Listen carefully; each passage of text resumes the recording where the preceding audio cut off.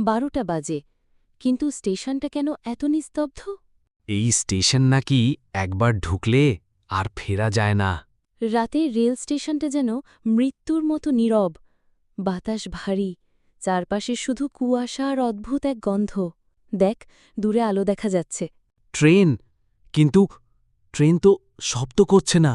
একটা পুরনো কালো ধোঁয়ায় ভরা ট্রেন ঢুকল। দরজা খুলতেই ভেসে এলো করুণ কান্নার আওয়াজ। ভিতরে কেউ আছে? না, শুধু অনেক চোখ অন্ধকারে জ্বলছে।